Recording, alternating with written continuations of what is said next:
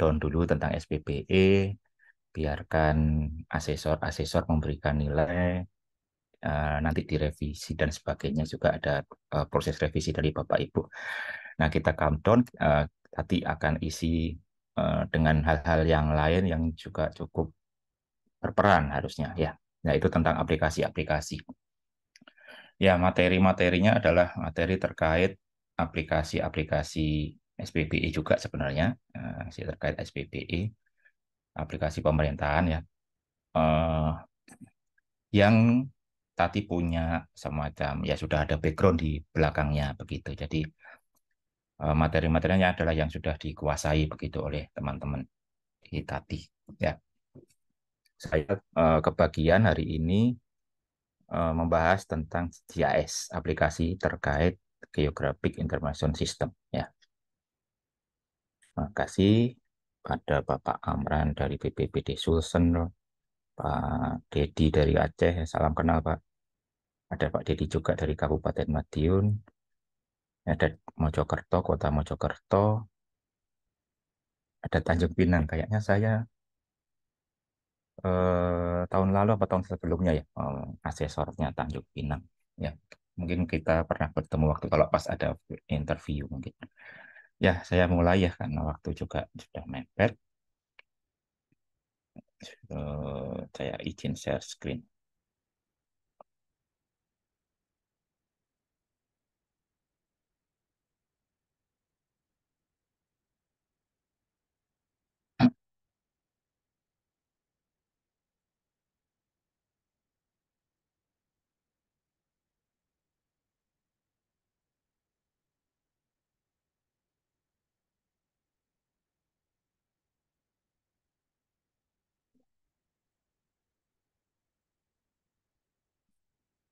Baik, kelihatan ya?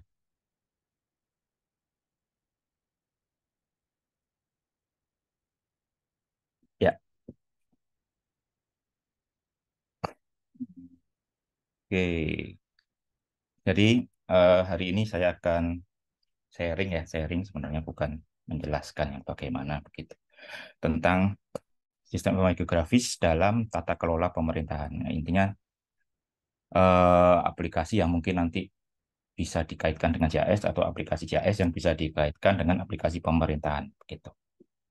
Ya, saya mencoba untuk sedikit membuka wawasan tentang manfaatnya ya. Fokusnya ke situ, tidak terlalu teknis ya.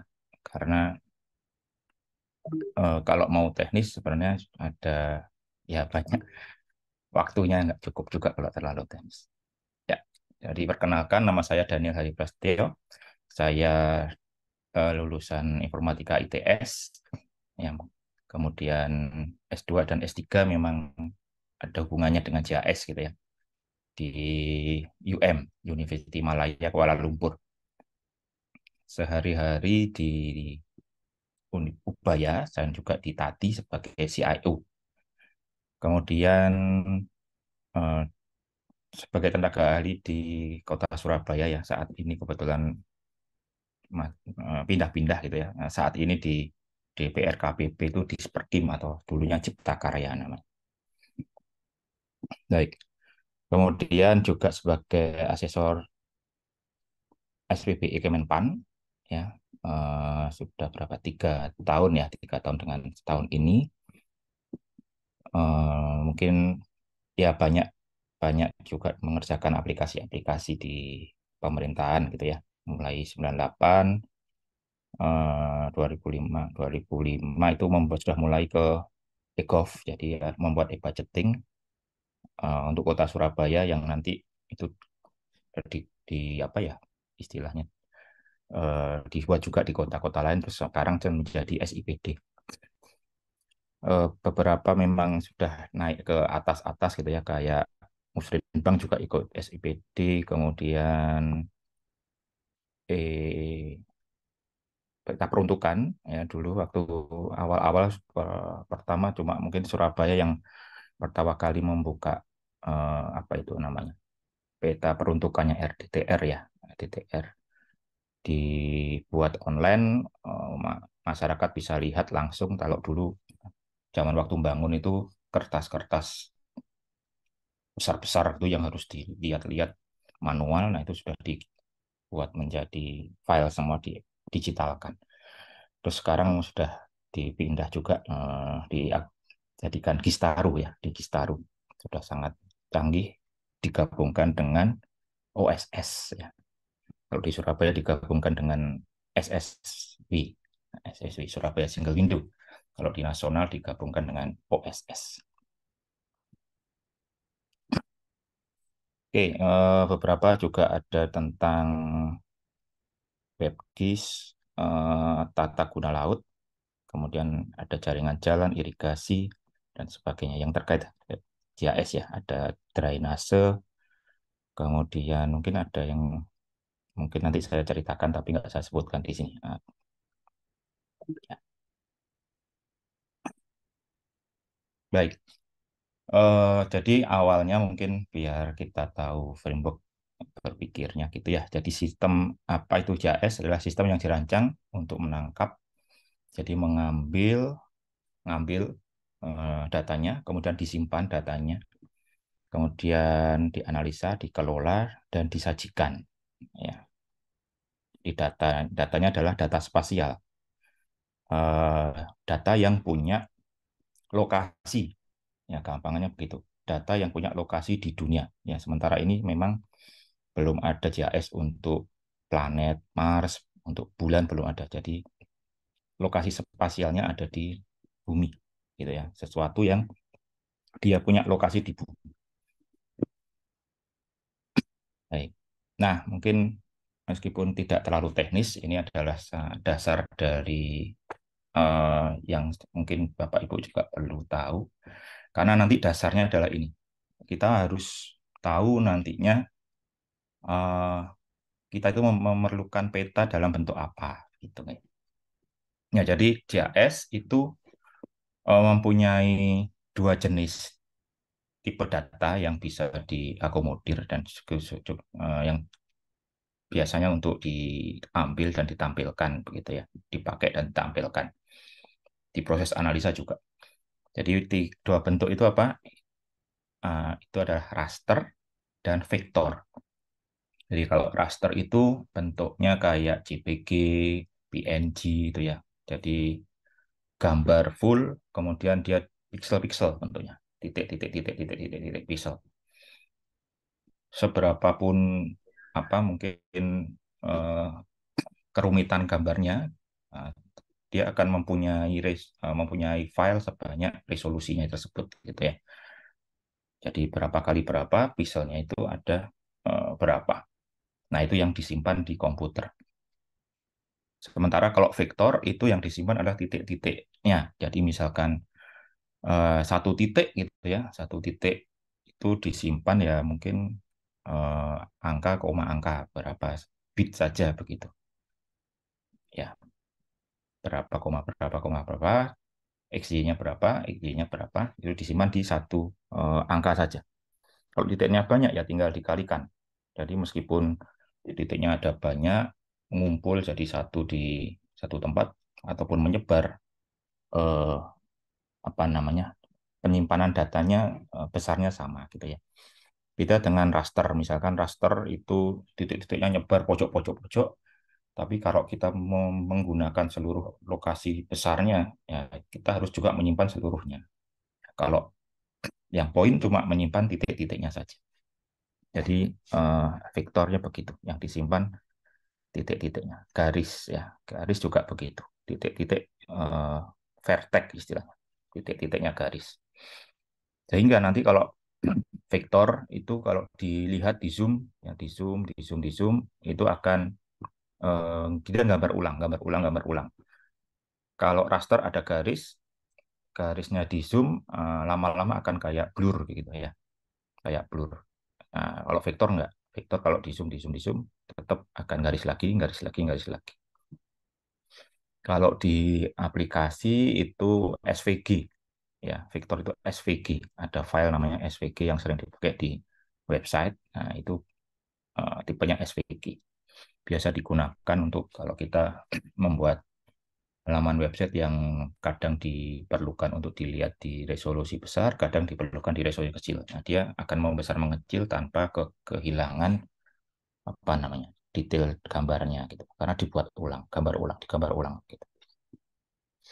Nah, untuk poin, untuk yang vektor tadi ada poin, line, garis, sama poligon.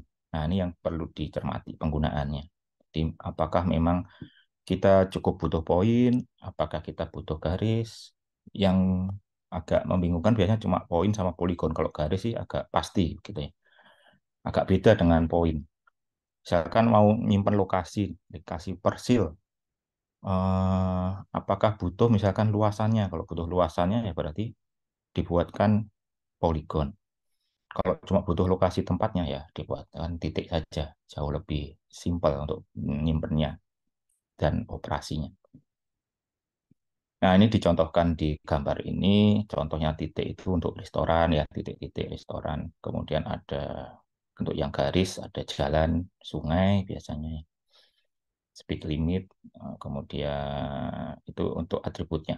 Jadi untuk titik ataupun garis ataupun poligon untuk yang vektor itu biasa dilekatkan dengan tabel.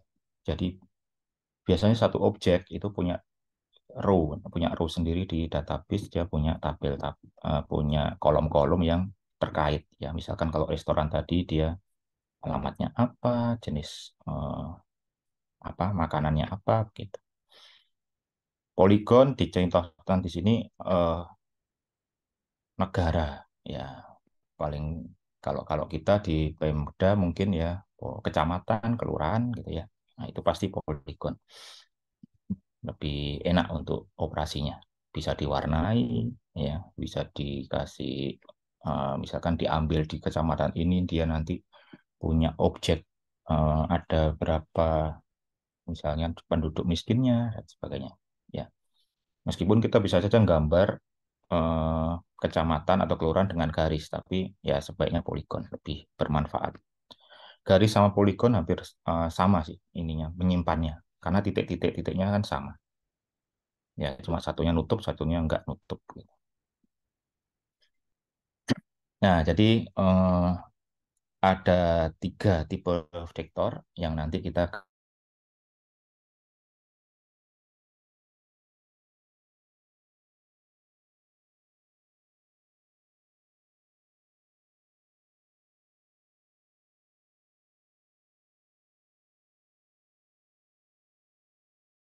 oke.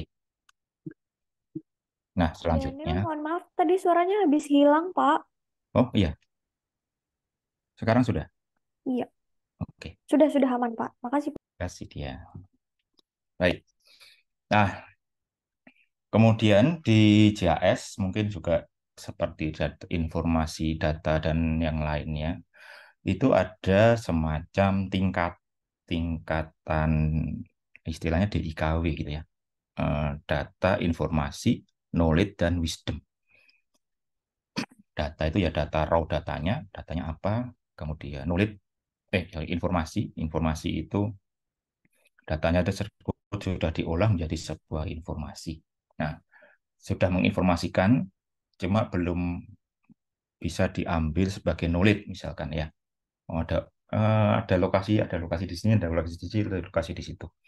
Tapi belum ada knowledge yang bisa didapat. Eh, dari lokasi ini kita bisa mendapatkan apa gitu ya. Nah, knowledge itu sudah masuk ke situ. Kemudian dari knowledge biasa sudah bisa diambil wisdom, kebijakan. Ya, kebijakan. Jadi dari knowledge yang didapat mungkin perlu melakukan kebijakan tertentu biar suatu masalah bisa dipecahkan gitu ya. Nah, eh, kalau mahasiswa saya biasanya ada setiap tahun kan ada yang mau maju TA gitu ya, mengajukan tentang mau bikin JAS apa gitu. Nah, biasanya kalau dia cuma sekedar informasi akan saya tolak gitu ya. Ya minimal kita bisa mendapatkan knowledge. Ngapain cuma misalkan apa ya yang jadi mahasiswa kalau memang baru untuk ide itu biasanya perlu digali lagi. Misalkan Pak, saya ingin menampilkan titik-titik pohon. Terus buat apa titik pohon gitu ya? Ya, nulisnya apa? Misalkan kalau kamu bisa, eh, kalau misalkan kamu bisa menghitung, gimana sih? Bisa menghitung misalkan kok tiap pohon bisa mengeluarkan oksigen berapa, kemudian bisa dihitung keperluan oksigen yang harusnya dipunyain suatu daerah. Nah, itu bisa. Jadi nanti eh, bekerja sama dengan mungkin dosen lingkungan gitu ya, teknik lingkungan. Jadi tidak cuma pohonnya ditanam saja, tidak tidak cuma di TTI saja lokasi-lokasi pohonnya. Mungkin ada manajemen pohonnya, mungkin nanti ada manfaatnya, mungkin prediksi di tahun berapa pohon-pohon tersebut akan menghasilkan berapa oksigen begitu. Nah, itu baru bisa menjadi tugas akhir kalau di ke saya gitu ya. Biasanya kalau mahasiswa masih perlu digali dan bisa dikembangkan. Nah, begitu juga untuk aplikasi yang di pemerintahan begitu. Ya, beberapa memang sudah di apa namanya dipetakan, cuma saya juga masih bingung juga ini fungsinya buat apa ya. Tapi sementara sudah ada datanya. Nanti saya share. Eh, nah, itu contohnya. Ini contohnya untuk ya contoh lain adalah tentang lokasi gitu ya. Lokasi lampu lalu lintas. Nah, lampu lalu lintas mau diapakan gitu kalau sudah tahu lokasinya. Ya, misalkan nih kalau misalkan digabungkan dengan kerapatan kondisi jalan, itu kita bisa dapat dari Google, misalkan Google atau yang lain gitu ya. Ada yang warna merah itu kan yang padat, yang warna oranye yang nggak terlalu padat itu ya. Kalau di Google yang biru yang lancar. Nah, itu dimodelkan, ditampilkan juga eh, karakteristik apa namanya kepadatannya. Nah, nanti bisa diambil nih habis dari data yang masuk per hari misalkan atau per bulan, per minggu. Ternyata kepadatannya tiap berapa jam berapa itu naik gitu ya. Kalau digrafikan naik, oh ternyata jam-jam sekian turun gitu. Jam sekian lagi naik lagi. Nah, mungkin misalkan ini contoh saja. Saat pagi antrian kalau dari Surabaya itu ke arah utara lebih panjang gitu ya. Dari Sidoarjo kerjanya di Surabaya. Nah, tapi saat sore sebaliknya yang dari Sidoarjo ke Surabaya lancar, dari Surabaya pulang ke Sidoarjo rame gitu ya. Nah, di suatu tempat begitu misalkan. Nah, itu bisa diketahui.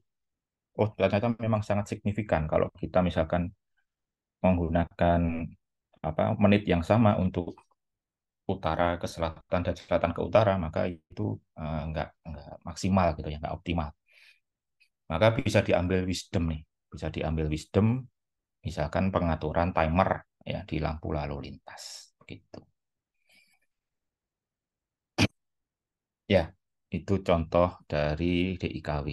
Misalkan contoh lagi gedung sekolah. Saya bisa nulis nggak? Ya, misalkan gedung sekolah. Nah, gedung sekolah, misalkan apa raw datanya ya, lokasi sekolah gitu ya. Kalau ada lokasi-lokasi sekolah mau dimanfaatkan sebagai apa? Misalkan, ya mungkin inventarisasi saja Pak. Diklik keluar ya eh, apa namanya sekolahnya, nama sekolahnya apa, fasilitasnya apa. Dulu saya pernah bikin itu di waktu masih di dinas pendidikan. Jadi sebelum ada Dapodik ya, datanya pertama masih juga mencar-mencar juga data guru ada di mana-mana, data siswa ada di mana-mana itu dijadikan satu tempat namanya apa profil sekolah kalau nggak salah.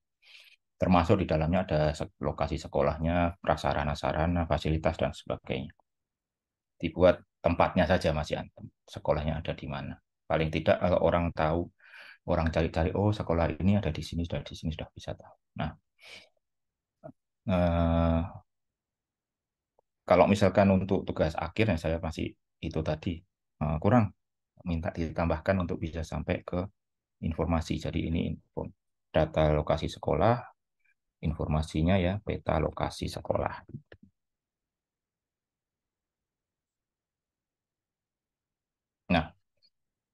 Kalau mau dari knowledge gimana? Kira-kira ditambahin apa? Gitu ya, Mbak Dia. Kira-kira ditambahin apa, Mbak Dia?